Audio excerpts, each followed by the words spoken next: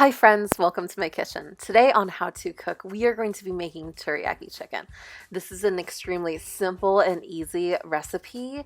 It's actually one of my favorite go-to recipes for a dinner party because it's so easy. But before we begin, check out the list of ingredients you'll need for today's recipe on the right side of your screen. I love using chicken thigh for teriyaki chicken.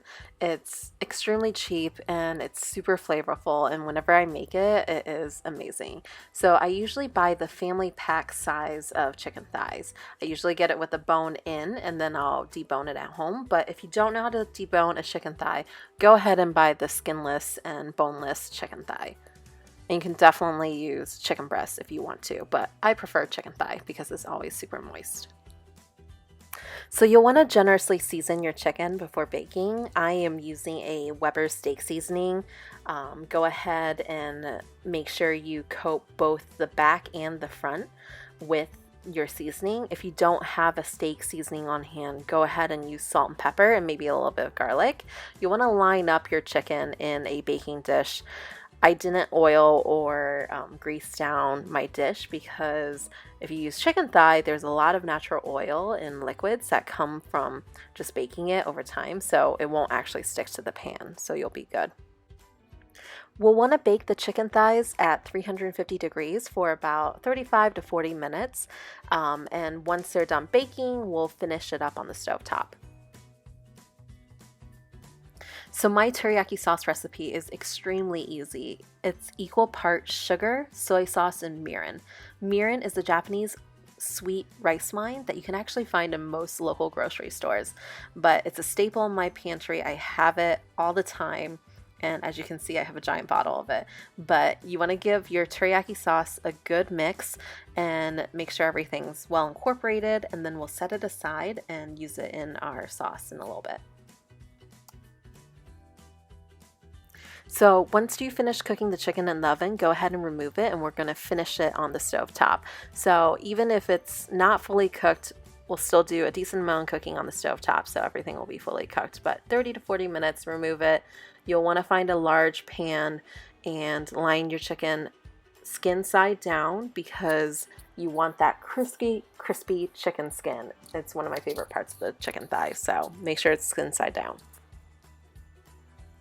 Be patient, so do not dump in your soy sauce teriyaki sauce mixture yet. You'll want to make sure your chicken skin is nice and crispy and you see that golden brown crust on the chicken thigh before putting in the sauce.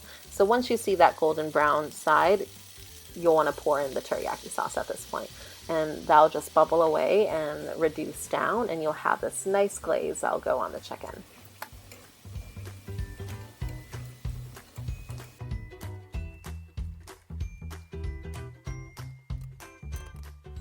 So continue to reduce the sauce.